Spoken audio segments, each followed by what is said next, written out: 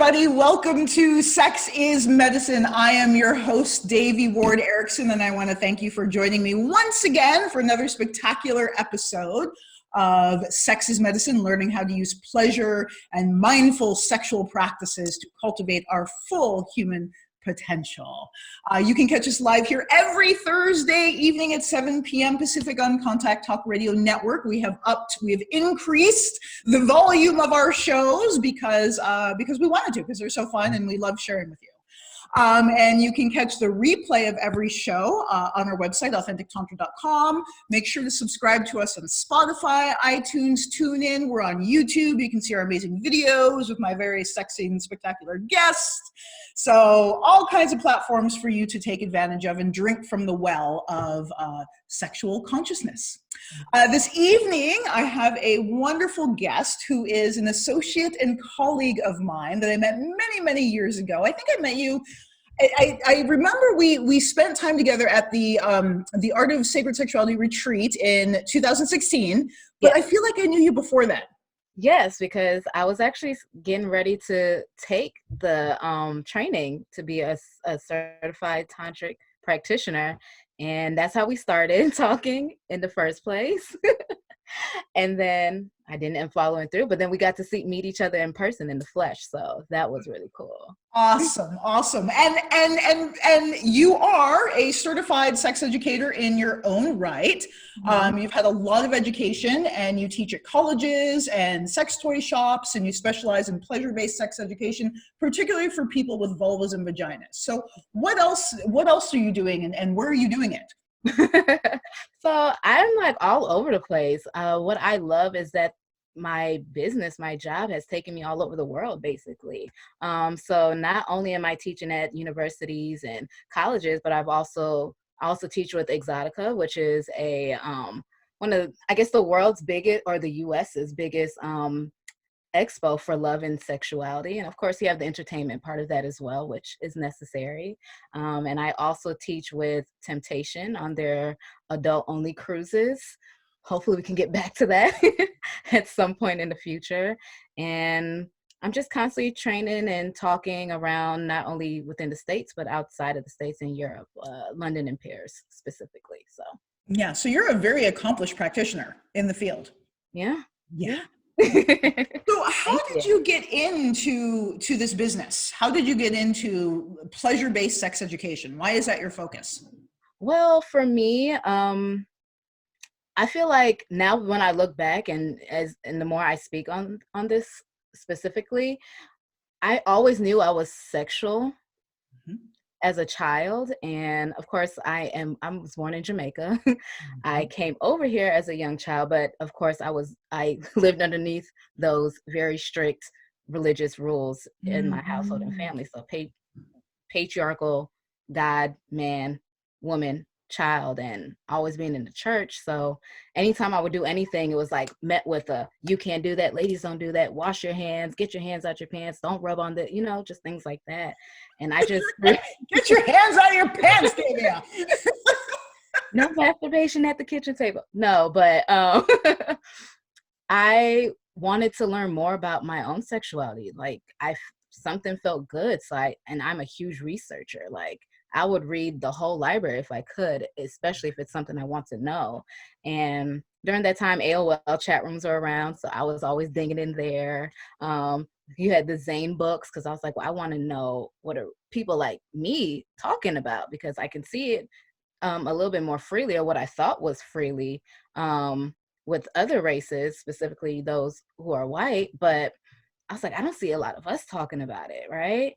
And so all the information I would get, I would then give it to my friends. Yeah. And so that started off, in high school and then in college. And then one day I was like, what do I want to do? And I was pre-med. I was in and out of these long hour classes and at the hospital in the ER room and things like that. And I was just like, this isn't my purpose. This is not where I want to be. And I did go through a point of depression, but out of that depression, I really realized I love talking about sex and sharing that with my roommates and my friends, and teaching them and helping them even kind of navigate their own relationships, not only with themselves, but with their other partners, and to stop certain things from happening, or to get deeper into things that they want to happen, specifically pleasure and desire.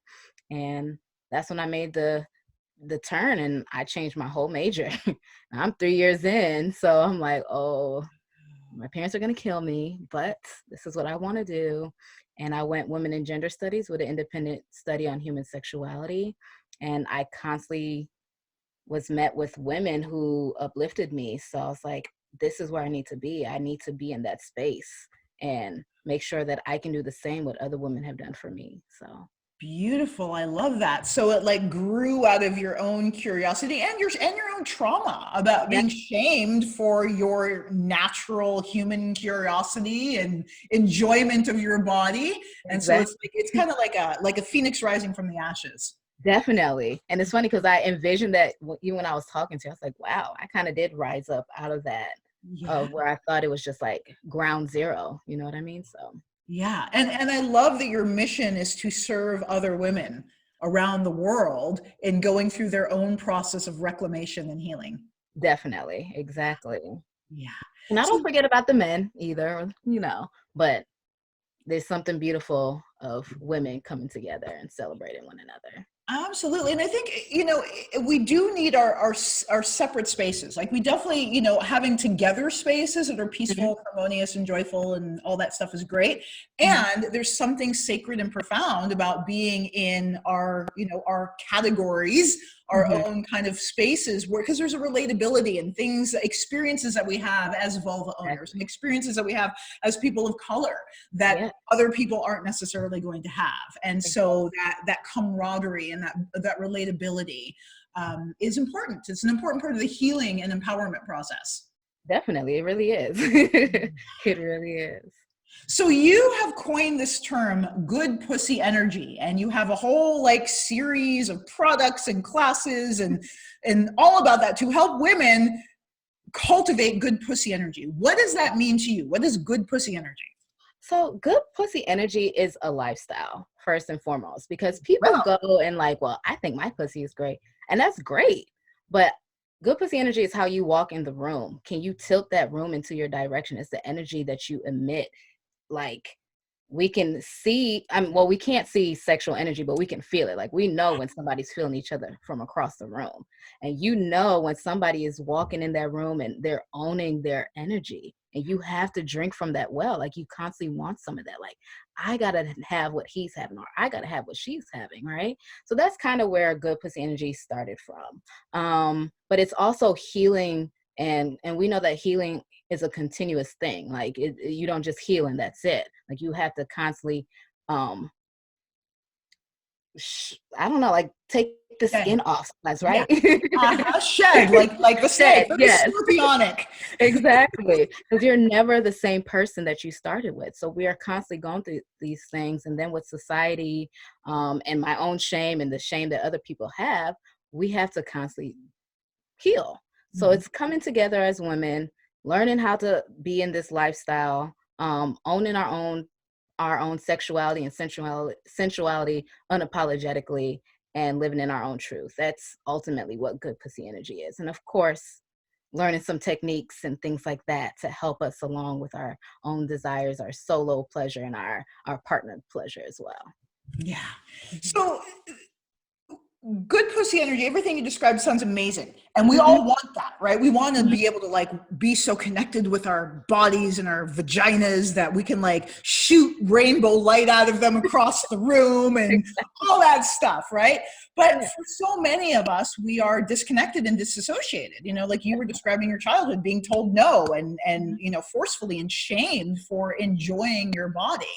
So what are some of the common blocks you see for women, for vulva owners, in being able to actually claim that good pussy energy? What comes up for the women who go through your trainings?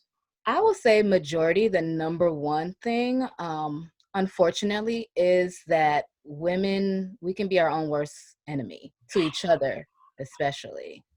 So, and this comes in any space, really, the most judgmental person tends to be the person that kind of looks like you, right? Unfortunately. So that comes up a lot. How do I be a sexual person and still be ladylike? Why can't I be this freak and still be considered a lady or elegant or classy or whatever that means? You know what I mean? Or how can I make sure that, and this is for the mothers that usually come to my class, how do I make sure that my daughter, my child gets to be themselves sexually and fully sexually and not feel ashamed to even come talk to me? But how do I open myself up based on my own background with sexuality and my parents and my upbringing? How can I open up myself more so that I can allow my child to flourish in that energy and we can have that connection? So I get women to women trauma and mother-daughter trauma, unfortunately. And then if somebody goes through breast cancer and things like that, I get that trauma a lot too. Those are the main like three that tends to come up in my classes. And then those who are just like, I'm ready to take my sexuality to the next level. So how do I do that? Yeah. So they're looking for the guidebook. Yes. Yeah. They're ready to rock and roll. Yes, definitely. Beautiful. And so in your work, so you work at sex toy stores, I know that you do that, and you work at colleges. So how do you present this information to like college kids? Like what do you find in relationship when you're teaching kids in school, kids in college? Like how receptive are they to this instruction? Honestly, I think because I will forever look young. So first they're like, oh, okay. She looks like us. Every time I tell my age, you're like, what? I thought you were like 18 years old. No. So first and foremost, because I am somebody that they can look at first and foremost. So they come in and they're like, oh, well, you look like me. You don't look like you're just going to teach at me. Like we can get down on the same level and really communicate together, converse together. And I always go to the pleasure-based part of sexuality because we've all had our own sex education, right? And the shame of that too. Like, unfortunately, I've had in high school, they pass around a rose and everybody picked off like a petal. And then they said, this is what you are if you're constantly, sleeping around. Like, those type of shameful things. You are a plucked rose. And it's like, you think about it now. I used to sit in the back of that class and just like, shake my head. But now that I'm like, that was fucked up, unfortunately. I know. No one wants to smell your roses anymore. You're a sad rose, And then I keep a community base. I do a round table. So I allow everybody to speak their piece and share their own upbringing, their own trauma that we can all heal together. I'm very big on creating this surge board of like healing energy in any space that we're at, and know that in this time together in the class setting, whether in college or in a store or whatever workshop or seminar, that at least we can get to this point where we're like, I can just pull some of the things that have been like really weighing on me regarding my own sexuality and how my sexual experience, what I mean, or experiences. So that's kind of how I'm able to get to those kids. That's just so powerful. I've got chills. And I know that in the work that we do in studying trauma, there's a saying that like trauma is healed in community. Like you can't fully heal from a trauma without the support of community. And given that so much of our sexual wounds are community based, right? It's what we receive from our culture and our society, our community at large, that can be so traumatizing to us that it's required. So you mentioned that in your presentations, your workshops, your courses that you do, that community is a really big piece of that. How do you go about creating that safe space? Specifically good pussy energy, because it can be different. Let's talk about the good pussy energy. Okay. Let's go with that. All you're teaching, so we'll focus on the good pussy energy. That's what we want to create. Exactly. More of. Exactly. We need it. I allow the space to be clothing optional. Wow. Right on. I will say this, one relationship that really shook the table for me was a partner who told me, let's have our hard discussions naked so we can all be on the same field. And I was like, you know what? I'm going to use that. Like I've always we're always, tugging at our own selves. We don't like our breasts this way. We don't like this. We're looking at things that we consider flaws instead of being in a place where we can all just be stripped down and be one and look at each other and see the beauty of all of that. It is optional, so I don't force anybody to take their clothes off, as long as they feel comfortable. And then I literally sit down and I start my class with, I call it the orgasmic breath, which is just, a breathing exercise, some deep breathing and just shaking off what we've gone through yesterday, today, the car ride here, whatever, boss, kids, family, what they've done. So we can just woosah and be on the same field. And we sit on the ground together. It's not like tables and chairs. It's really communal, like legs crossed and, creating that safe container so people can feel safe. And of course they're able to share what they want to share or not, and just feel open to that. But that's kind of how it starts as far as community. Beautiful. I'm seeing like this, I'm just struck with the healing power of that, right? And like just seeing like this, like throughout space and time, these circles of women coming together, naked or not, to communicate and to heal and to express and to grieve and to celebrate. Yes. Yeah. Definitely. Wow. Yeah. So the Good Pussy, I want to dig into the Good Pussy Energy workshop, because you offer these in person, but you offer them online. So for the people who might be interested in those. Yes. So is it like a 1-day event? Is it how long does it last? The future is more days, definitely. But as of right now, and what it has been just 1 day. It's been a couple hours. There's always refreshments available, aphrodisiacs, because, and eating with our hands in that setting as well.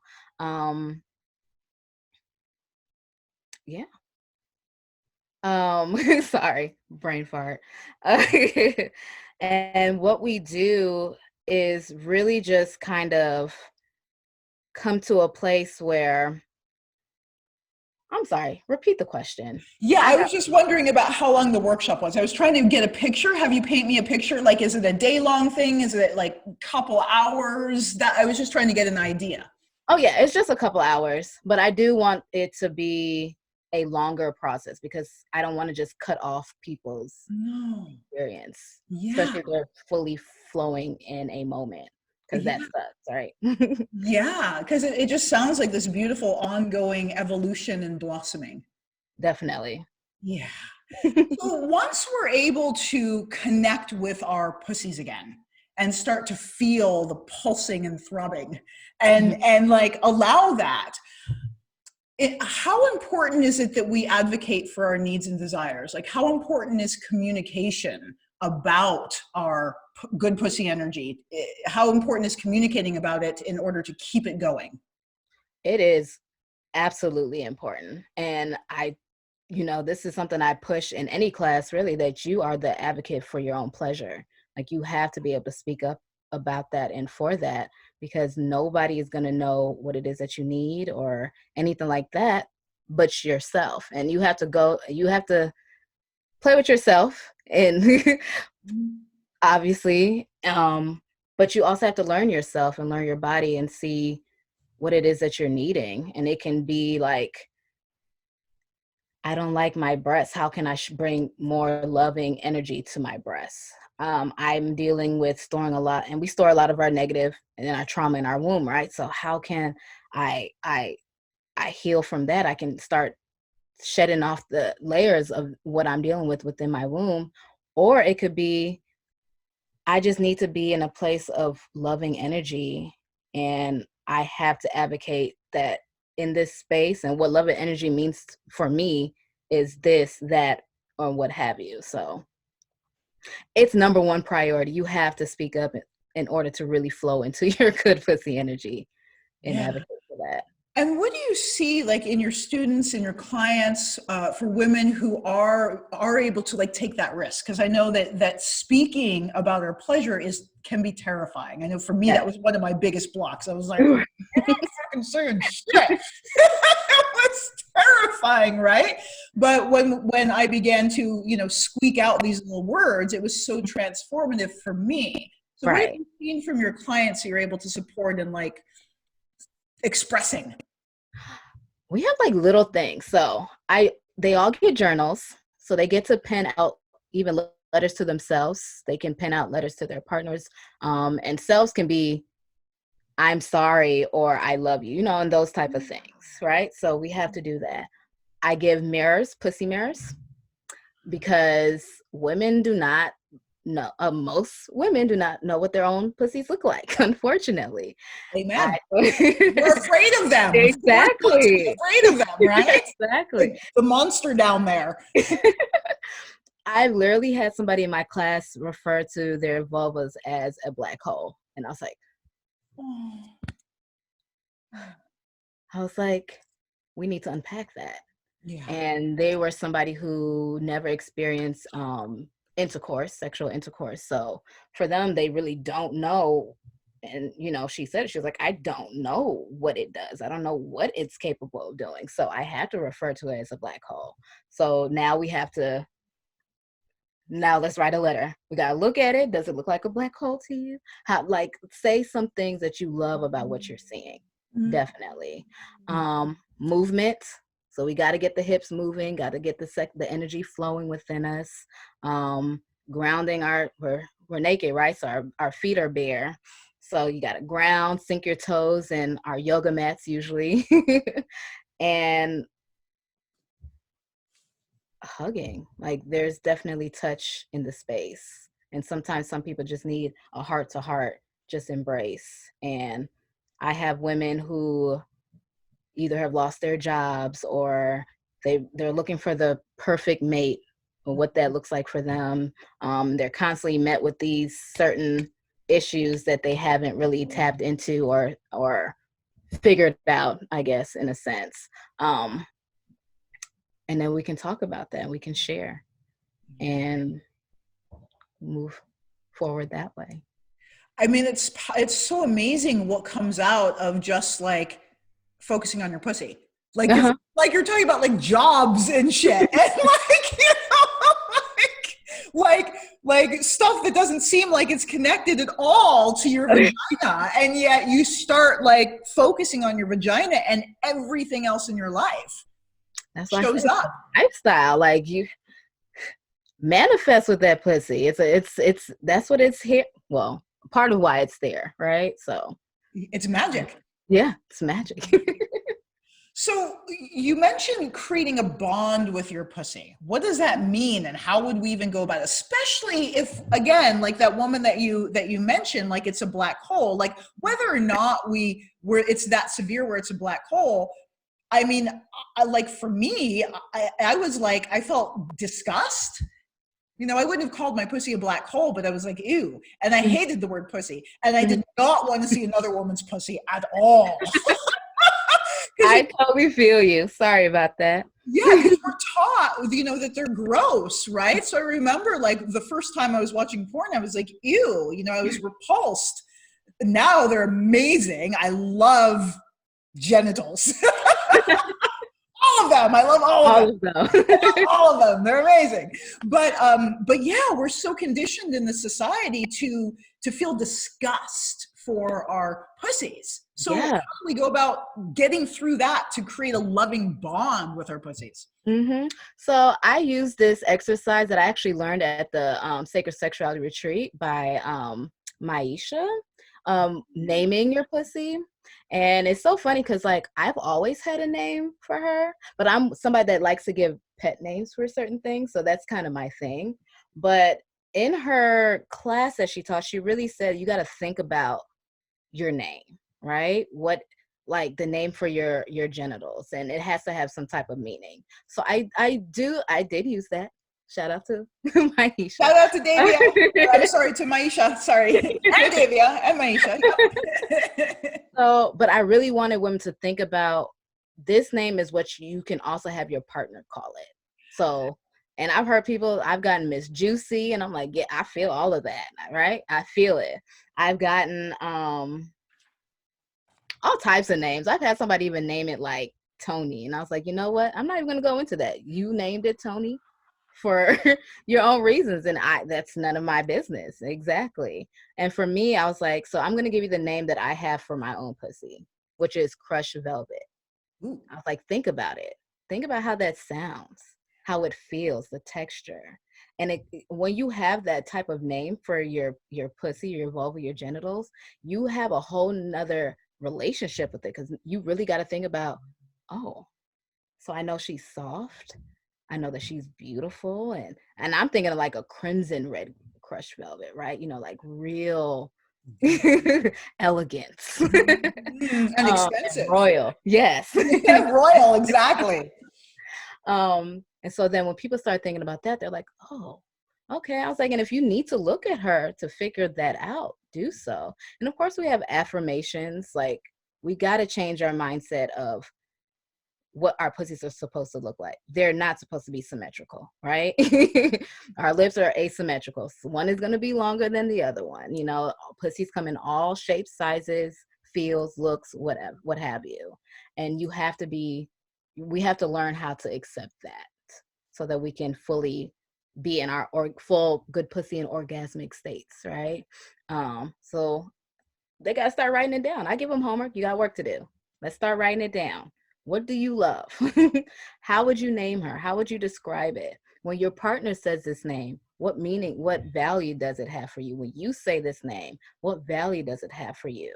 And when you look at your pussies again, after you named her, how do you feel? Yeah, I love that. So in our work, we talk about tantric speech. Mm-hmm. And so, you know, like words like yoni and lingam, which are Sanskrit words that have meaning. Yoni Mm-hmm. means sacred space and lingam means wand of light, right? Definitely. So we understand the meaning, like instead of having a penis and a Mm-hmm. cunt, or, Mm-hmm. you know, a penis and a vagina or whatever, which are these clinical, like lifeless names. What if you had a Exactly. wand of light? What if you Exactly. had a crushed velvet, you know? Yeah. Instead, so I love that because it's using language to break up these traumatized neural pathways that we have to view our genitals. Just by changing the Definitely. name, we change our brain. Change the name, Exactly. change your brain. I love Yes, it. definitely. And the reason why I use the word pussy is because it holds so much. Negative Like, connotations. exactly. Yeah. Like, this is about reclaiming that and utilizing it and giving it back its power. I don't want to say empower, because pussy always had power. Let's be Yeah. clear. Yeah, exactly. But allowing pussy to get back to its divine power and taking all that negativity off of it. We have pussies. Those of us with vulvas, we have pussies, okay? And then Tell you me can about that divine power that you just mentioned. How do you know that? How does that show up for you that your pussy has divine power? that is a good question. How does that show up for me? I am a voyeur at heart. So even with my partners, I like to watch. With myself, I like to watch. I like to see what my pussy is capable of doing. So if it's squirting, if it's lubricating, if it's, I tell women, masturbate in front of a mirror. Look at it. Or set up a camera, your phone camera, set it up, and then if you want to send it to your partner afterwards, you're more than welcome to do so. Consensually, of course. First. Consensually, of course. But really see what it's capable of doing. Obviously, if you have children, your pussy was it. Not only was it a place where you and your mother and your father, whatever you want to, their gender, whatever it is, they came together and they gave and you received, and you created this amazing form, this amazing creation. That's power. When you birth, that was power. When you orgasm, that was power. Like pleasure, power, like all of these things. When you saw the most amazing person ever and you felt like that wetness and that tingle and that growth, that blood rushing down to every bit down there, that was power. So just reminding people of that too, like, and myself too, right? Because I always have to remind myself too, my own power. And it's nice to have a partner that allows and says those things back to me too. But that's how I was able to first start. Mm-hmm. that, and then other things led up to that too. Yeah. So what I'm hearing is the majesty and the celebration of just like how the pussy functions, and the fact that it's literally a portal to life. Like it really is. It And is. you know, something that's coming from tantra is like the Buddha said, and this was actually, it's not just a quote that we got online, because sometimes we get these Buddha quotes online and people are like, Buddha didn't say that. And I'm like, well, how the fuck do you know? But this was a quote from actually an actual text that the Buddha, like actual scripture. And he said that enlightenment is to be found in the vulva of an esteemed woman. Mm. And he didn't mean esteemed like wealthy. He meant, Right. he meant a conscious, mindful, present woman.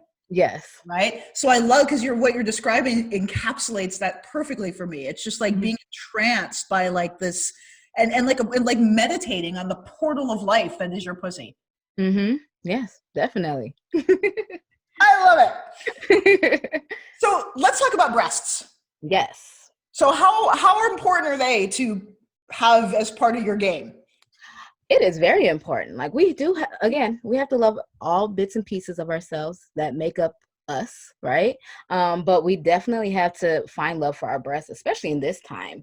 And I'm never going to shame porn, because I have loved ones who are in the entertainment industry. However, porn has kind of made certain standards of what people are living through right now. It's right? media, right? Yes. It's another form of media. Exactly. So, those of us with smaller breasts, a lot of us are like, we got to go underneath the knife. We got to change this and that. And I'm like, but why not? And if you want to change it, you want to add to it, whatever, do you? Great. Love it. But I want you to first love what you have right now and find love there. Our heart center is right there. Our breast is covering that. We omit our loving energy from right here at our chest center. Our nipples are beautiful. The areolas, you just got to find everything about it. And I do like to do breast massages and show people like that. I am one of those people who, I think I have an apothecary in my bedroom, in my kitchen, bathroom, what have you. So I always have like olive oil, cold pressed olive oil in like a squirt bottle. And I do it for me. I've never done it for a partner or anything like that. And I'll just like warm it up a little bit, either in my hands, but I like the whole squirting. I like to decorate myself with oil and just love what I have, right? Just show loving energy here, because we think that the first place of pleasure is our pussies, right? And our first, well, and I'm going to condescend myself a little bit, but our breast is really the first place of love. And it's right there. So we have to love that. And we do go through like a short, it's not that long, hence the 2-hour class that I have. But I do like to show them just ways on how to massage their area, show love, hug themselves, and allow them to remember that this is emitting positive, loving energy up here. And remember that, right? No matter what size you have, if they sag or they're perky or this or that, or if you, whatever, just finding that love and taking it back right here. And they are like the source of life, right? Yes. I mean, quite literally, that's what they are, the source of life, right? Yes. But the massage, I would imagine, has got to be so good for our health. It is. Yeah. It definitely is. We get the blood flowing up here, and that allows that whole orgasmic energy to flow down low, and just good for our breast health, period. So, and this lymph stimulates the lymph so it doesn't get stagnant in there. Yeah. And then we wear bras a lot. The average woman wears a lot of bras. I don't want to speak for everybody, because some of us like to go braless, but we wear these bras that are like these corsets that just, they leave marks. They're uncomfortable. As soon as we take it off, we feel relief. So just bringing back our sensitivity and feeling to our breast is, our breast is very important. Sound like I said breastis. That sounds like, ooh. I had a friend who used to call she was so cute. They're my breastises. The right way, but it was just she liked to say the breastises. It's kind of like, it's one of those clunky words, right? Yeah. So do you, because I know that the breast can be an orgasm zone. So how important do you think it is for us as yoni owners to to pay attention to the breasts, to kind of integrate them into our sexuality?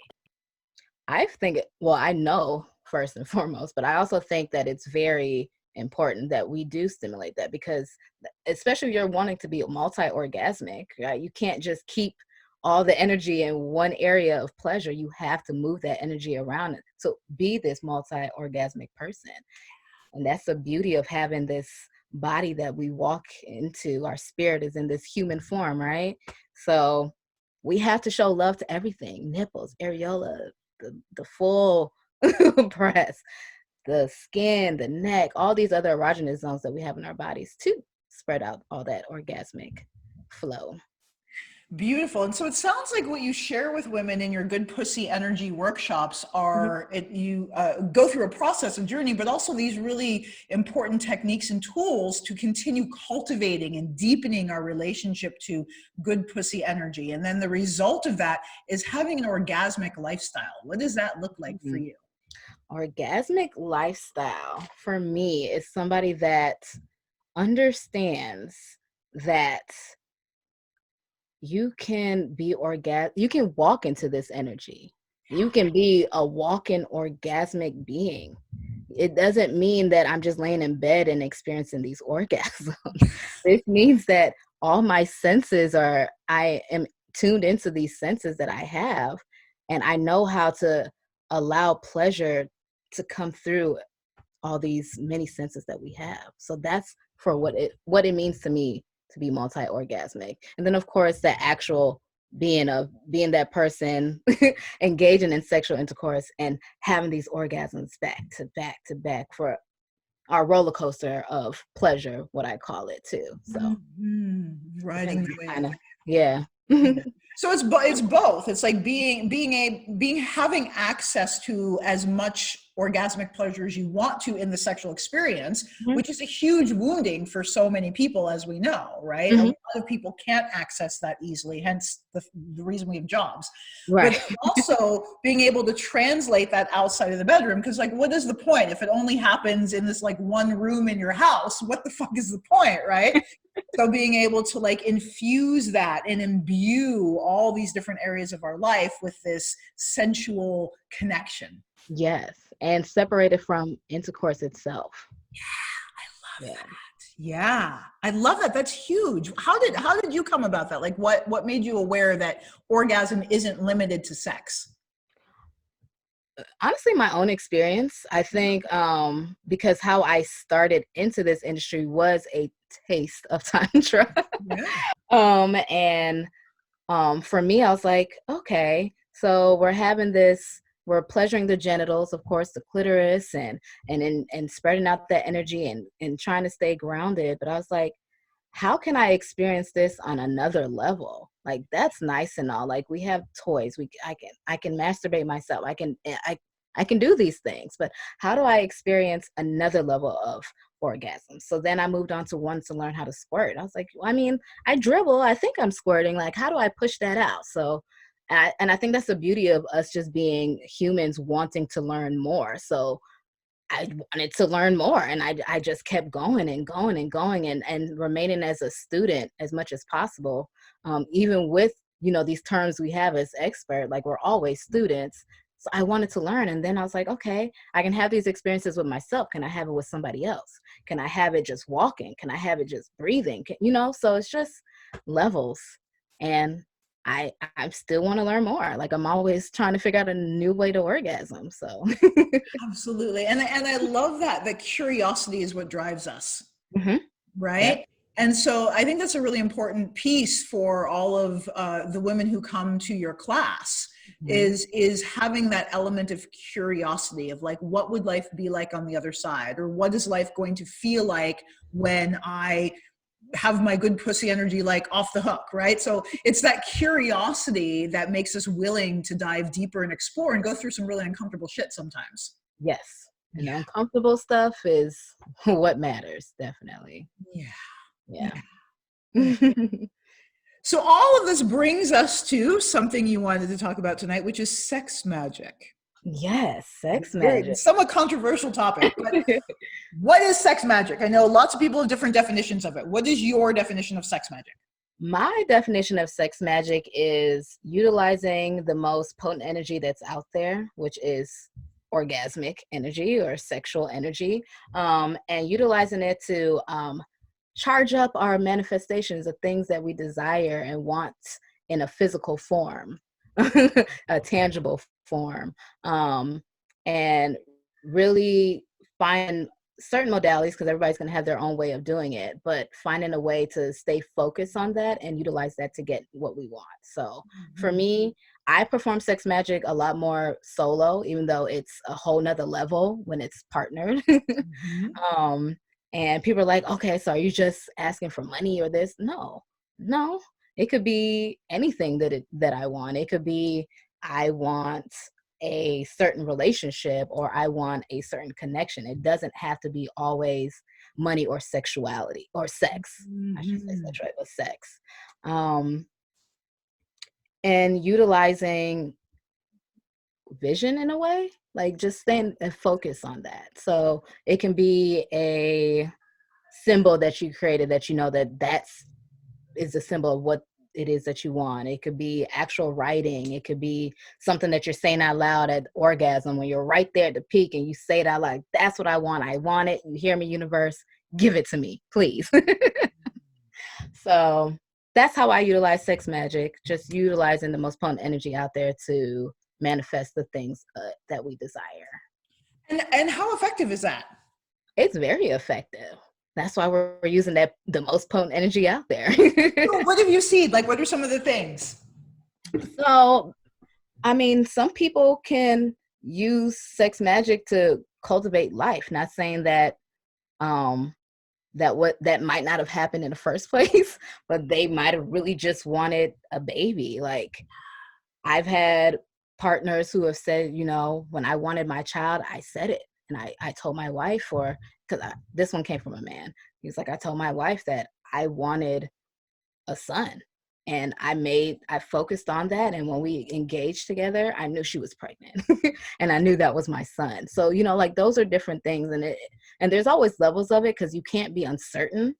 And you can't always, like, once you or say what it is that you want in that moment, release it and and remind yourself that it's coming to me, that I already got it. The universe is just going to make it happen. And it might not happen tomorrow, it might not happen next week, but when the universe knows that you're ready for it, you're going to get it. So yeah, I mean, there's different things. I manifest things that I want, tangible things. It could be, I wanted a puppy. It could be as innocent as that. It could be more as, I want this type of partnership or relationship. That's a good point. That's how I manifested my husband. Mhm. That's a good point. So it just depends. Everybody manifests things differently. And I've seen people manifest homes, experiences. So literally with pleasure. And I'm like, that's the beauty of it. Like, why don't more of us do this? Like, at the because peak. we don't know. Yeah, that's right? true. Because we're I believe we are purposefully and consciously kept in ignorance about the true power and potency of our sexual energy. Mm-hmm. Like, Definitely. if everyone knew that they could like manifest through pleasure, like we'd be masturbating all day, manifesting all kinds of shit instead of being subservient to the powers that be. But we got to remember to not get too focused on it, because I have seen people who are like, well, I masturbated like 10 times in a row. Like, I need that thing. And I'm like, okay, just like prayer and everything else, you still have to do the work. Just like they masturbate all day. So for those who are wondering about sex magic, you still have to do the work. You can't just masturbate it away. But I love what you said. I wanted to point this out, that the most one of the most potent forms of sex magic is creating life. Like, we forget that, right? Because it's so normal, but creating another human being is fucking magic. Like, it is. It's magic. It is. It is. Like, if we can create a human being, dude, we can get a new fucking car. Or Yes. whatever it is. Like, Yes, you literally manifested life. Like, yeah. that's why I'm like, you have, and that's why we call this sacred sexuality. You cannot be just throwing it away like this or to everybody. You have to have some type of, what's the word that I want to use? You have to use it with some sense, okay? Respect. Respect. And honor. Yeah, respect and honor. Yeah, yeah. And again, if we're not taught the power and the potency and the possibility of our sexual energy, then we don't know that it's worthy of respect and honor. Exactly. Yeah. Exactly. Yeah. Mhm. We have a little bit of time left. There was one thing I wanted to ask you about, just to clarify for our audience. So you emphasize that when you do sex education, it's pleasure-based sex education. What does that mean to you? Pleasure-based sex education is teaching people that you can have pleasure. It's not just every time you have sex, it's to make a baby. No, we're not saying that. And not saying that that's not pleasurable or it wasn't pleasurable, but you can separate certain things and still be enjoying sex just for the pleasure of it is really what that means. Because again, going back to sex ed, what we majority of us learn, I can't speak for everybody, but it was always about no babies, do this, don't do that, no STDs, and I want to show people like, yes, sex responsibly, but know that you are able to receive pleasure and give pleasure at the same time. So Yeah. And that maybe the only purpose of sex is for your pleasure. It doesn't have to be for having babies or whatever.